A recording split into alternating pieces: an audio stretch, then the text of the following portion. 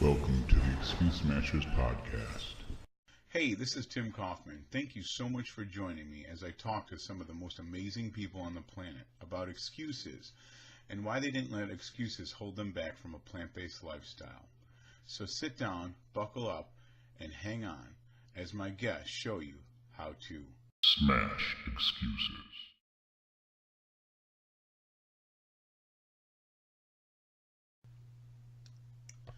So what an amazing opportunity we have tonight. We're actually sitting here with my wife, Heather. It's super cool. She's a little bit shy. She doesn't really enjoy this kind of thing. But I finally talked her into it. And I think I might be biased, but I think it's super important because she is a wealth of information. So Heather, welcome and thank you for joining us. Thank you for having me on your show, Tim. So she's actually a couple rooms over, so this is pretty awkward actually. But the first thing that we do on this show, Heather, is we start off and we ask our guest, in 5 minutes or less, can you tell us how a plant-based way of eating has changed your life? It's changed my life. It's changed my health. I've lost over 80 pounds, and it's given me a new lifestyle, very active lifestyle. Okay, compared to like what you were, say, 5 years ago, what do you mean by active? I have a lot more energy. I'm more efficient at my job. I can uh, get my work done quicker, especially like when I walk upstairs and do stairs. I can breathe. I wake up in the morning. I have energy. When I'm done working in the evening, I'm not as tired. And I come home and I have energy. Awesome. And how about any like health related things, any medical things that it did it help you with? I had arthritis real bad in my hand last year, and as soon as I ditched the oil and salt, my hand I can open and close it, and I have not had any trouble since. Wow, that's amazing. Okay, so this is Excuse Smashers, and by the way, congratulations on the 80 pounds and all the cool stuff that came along with it. And so this show is Excuse Smashers, and what we do here is we smash excuses. So I get this excuse so often, and it's kind of a valid excuse. People say that, well, I don't really want to go on a diet because I constantly am trying to lose weight and then I gain it back, and it's just constant battle of always trying to lose pounds on a scale. And I understand it. I understand. My mom told me one time that she's worked her entire life and dieted just to stay fat.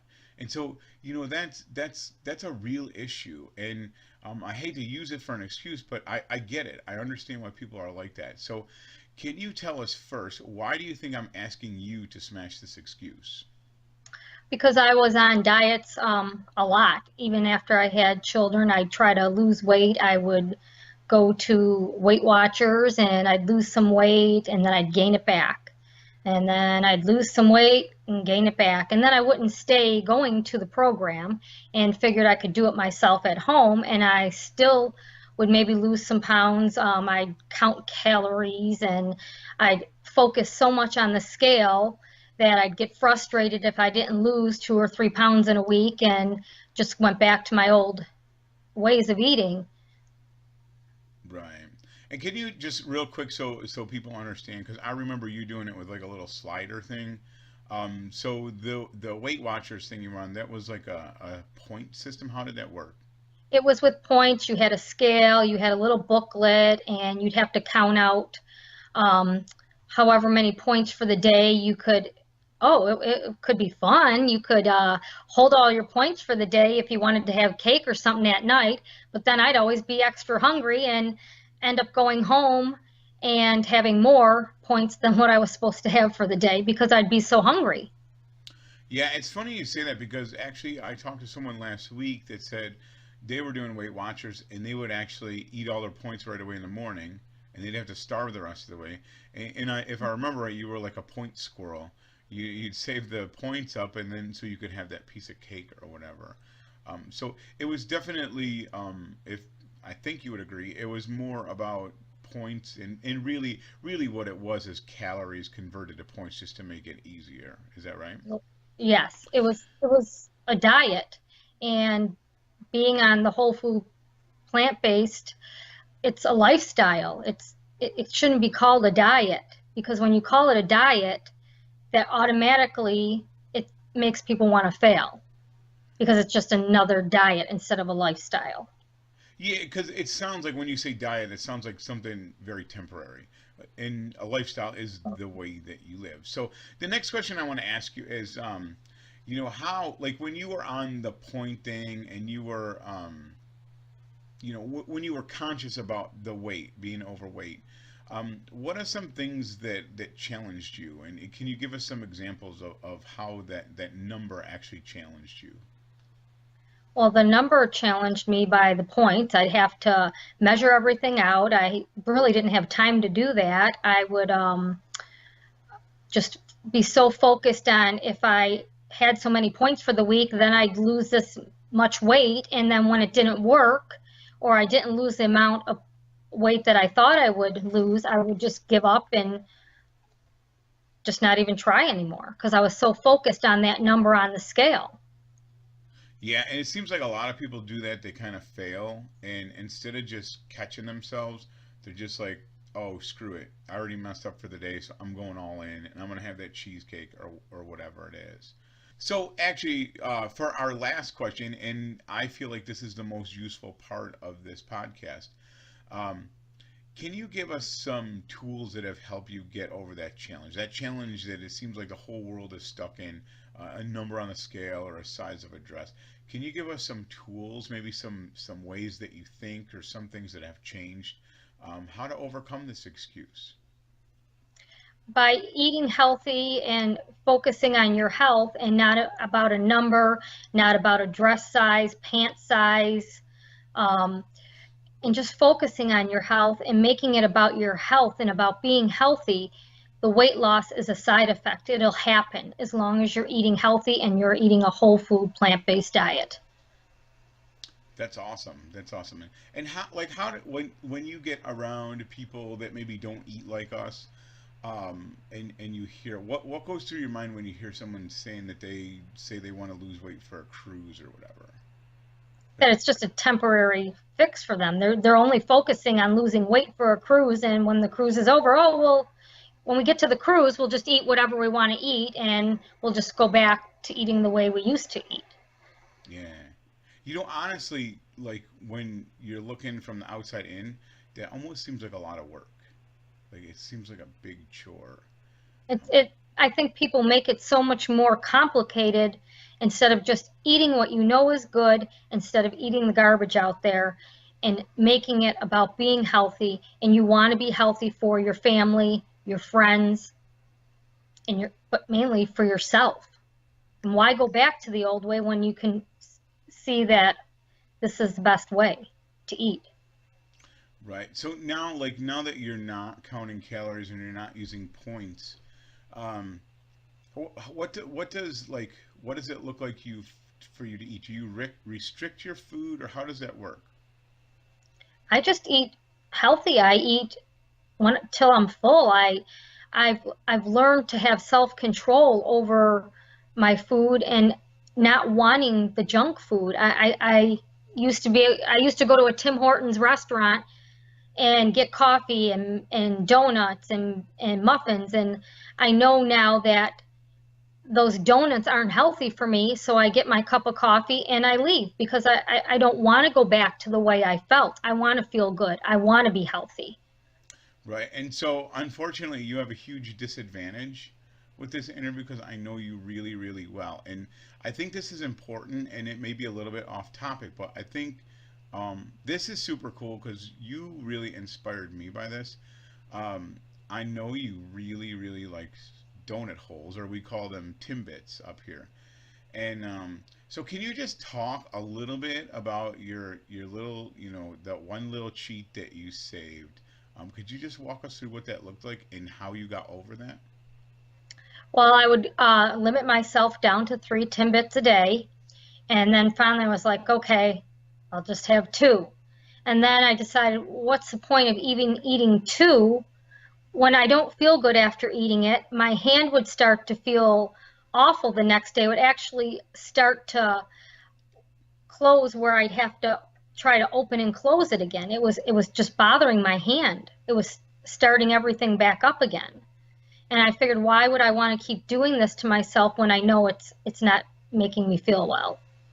Right, and I think this goes back to the calories thing. So let me just ask you: do you know how many calories was in one Timbit or one donut hole? I think when I was on Weight Watchers, it was like maybe a point a piece. I honestly can't remember. It's been almost a year now since I got rid of that out of my diet. Yeah, but I guess my point is they're probably not that many calories, right? I mean, Right. overall, two There might Timbits. be, you know what, maybe it's 90 calories in one. Yeah. So at the end of the day, it's under 200 calories. Honestly, I don't think 200 calories is going to make you fat, right? Like, I don't think that's how it works. Right. Right. But But again, instead of going for the calories and the points, you were looking at your health, and that is like super cool. yes. Yes. And then above and beyond that, if you think about it, how do you think that one or two donut holes, how do you think that worked with your cravings every day? Well, it made me want more sweets. It made me, crave more sweets. And I actually would rather have a banana than a Timbit today. Yeah, that's awesome. And then like what did that look like the first couple times that you went through the drive-through to get a coffee and you didn't order the Timbits? Was that hard?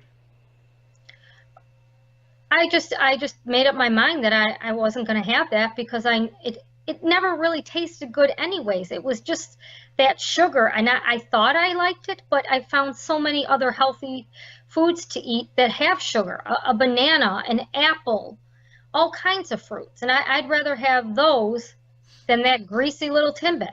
Right. That's awesome. Well, Heather, I cannot thank you enough, and I know a lot of people are going to get a lot out of this, so thank you so much for being with us. And I see that you purposely propped up a book in the background. Can you Yes, I can you did. just tell us a little bit what that is? It's called Walking with Petey. It's Eric O'Gray's new book, and I really, really enjoyed it. And check it out if you haven't already. That's awesome, and I know Eric will appreciate that. So thank you so much. And Heather, you have a great night, and thank you for being here. Thank you, Tim. So there you go. There's Heather. That's my wife. She's an awesome, awesome person. And honestly, I'd be dead if it wasn't for her. You know, the cool thing about this kind of journey is Heather wasn't plant based at first. In fact, she went plant based about 2 years ago. And it's cool now because now I'll pick up like something and to eat it, and she'll be like, "Really? Do you know they have salt on it?" And she's kind of more strict than I am in a lot of things, and it's so cool to watch. She's learned so much along the way, and she really is a wealth of info. And doing this podcast was way out of her comfort zone. It took a little bit of convincing, but she was a good sport about it. And I think the one thing that kind of resonates with me, she actually came up with this topic because a lot of her friends and a lot of people she talks to always use that excuse. Because it's what they've done their whole life. I mean, you lose weight for the summer to go to the beach, and then it comes back during the winter, and you lose weight for vacation, and then on the vacation you gain it all back. And it seems like that's the thing. But the one thing that resonated with me is Heather was never focused on a number on a scale. She never had like a quote unquote goal weight. She wasn't focused on a size, and she still isn't. She's focused on her health. And, like she said, if you focus on your health, the weight is kind of a symptom of good health, being at a proper weight. So I think it was really good, and I think she did a fantastic job. And she's lost 80 pounds. 80 pounds, and honestly, we didn't even really know that, she was like overweight. Like I never saw her like that. So it's just a super cool journey, and I'm so glad that she's such a huge part of it now. And I hope she does more stuff like this. I hope she can get out there and be public and help more people, because I think she's a super, super big inspiration. So at the end of the day, the whole yo-yo dieting, the whole I've dieted my whole life just to gain it back, I pretty much say that now it's Smash.